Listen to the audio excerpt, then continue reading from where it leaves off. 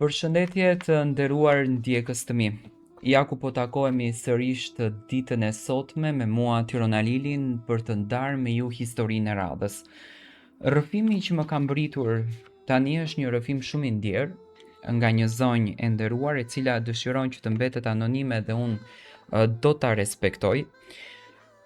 Ajo flet për tradhtin që i ka ardhur në mënyrë të papritur nga bashkëshorti i saj, tek i cili ajo ka investuar shumë para, ka investuar të ardhme, ka investuar jetë, por ai në këtë rast i ka dalur mos mirënjohës dhe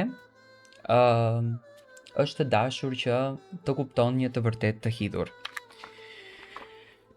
Letra fillon kështu. Nuk kam menduar kur se do të vinte një ditë ku do të flisja kështu. Me zërin që më dridhet, me shpirtin e thyer dhe me syt që nuk din më të qajnë sepse kanë qarë tepër. Kam heshtur gjatë. Kam mbajtur gjithçka brenda vetes. Duke menduar se durimi do ta rregullonte jetën time. Por sot nuk kam më forcën të hesht. Sot dua të flas sepse ndoshta fjalët janë e vetmja gjë që mua më ka mbetur. Kur u martova, nuk hyra në atë martesë si një grua që kërkonte shpëtim. Hyra si një grua që kishte diçka për të ndërtuar. Baba im, para se të largohej nga kjo botë, më la një amanet të shenjtë. Punën e tij, pasurinë e tij, djersën e jetës së tij. Më la një shtëpi, më la një tokë e më la pak kursime, siç në fakt bon çdo baba. Nuk e kisha pasur, por isha e sigurt. Dhe mbi të gjitha isha krenare që gjithçka ishte fituar me shumë ndershmëri. Kur e mora burrin tim për krah, e mora pa asnjë gjë. Pa punë të qëndrueshme, pa shtëpi, pa perspektivë. Nuk e gjykova për këtë. Thash me vete, njeriu ndërtohet me dashuri. Dhe unë e desha. E desha aq shumë sa nuk pash asnjë shenjë paralajmëruese. E futa në shtëpinë time, e ushqeva me bukën time, e mbajta me pasurinë që më kishte lënë babai. Në fillim ishte mirënjohës, të paktën ashtu unë mendoja. Më fliste bukur, më premtonte se do të punonte, se do të ndërtonim një të ardhme të ndritur. Unë i besoja çdo fjale. Çdo mëngjes zgjohej nga shtëpia ime dhe çdo darkë kthehej në tryezën time. Dhe unë ndjehesha grua, ndjehesha tepër e plot. Por ndryshimi erdhi ngadalë. Aq ngadalë sa nuk e kuptova kur e humba paqen time. Filluan mungesat, filluan vonesat, filluan telefonatat e fshehura, mesazhet e fshira, shikimet që në fakt shmangeshin. Kur e pyesja më thoshte se isha xheloze, se po e teproja, se po shihja gjëra që në fakt nuk ekzistonin.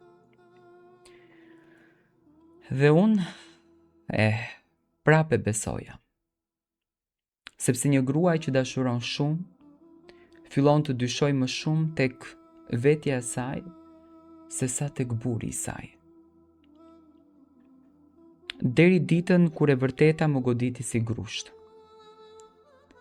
E mora vesh që më tradhtonte, me femra të tjera, jo një gabim i vetëm, jo një rëshqitje momenti, por një mënyrë jetese. Ndërsa unë e prisja në shtëpi, a ishte diku tjetër, duke shkelur gjithçka që unë kisha sakrifikuar për të. Kur e përballa, nuk më kërkoi falje, më fajsoi mua. Tha se unë isha bërë e ftohtë, se nuk e kuptoja, se nuk i jepja atë që i duhej, dhe në fakt unë ndjeva fajtore për tradhtinë e tij. Ja sa thellë imagjinoni kisha rënë. Por tradhtia nuk u ndal aty. Filloi bixhozi. Në fillim ishte e padukshme. Pak para këtu, pak para atje, do t'i kthej, më thoshte, vetëm këtë herë, pastaj u bën net të tëra pa gjumë. Telefonata nga njerëz që nuk i njihja. Borxhe që rriteshin si një monstrum i padukshëm. Parat që baba im kishte kursyer për vite të tëra, por në fakt zhdukeshin brenda orëve. Shita flori, shita tokë, shita kujtime. Çdo gjë që kisha e sakrifikova për ta shpëtuar. Jo vetëm burrin tim, por familjen që mendoja se kishim. Dhe ai vazhdonte pa ndalesë e pa pendes. Sot kur kthehem pas, shoh një grua që u zhvesh nga gjithçka. Nga pasuria, nga dinjiteti, nga ëndrat. Sot nuk kam asnjë gjë.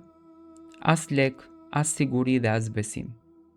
Jetoj në një shtëpi që nuk ndihet më si shtëpi.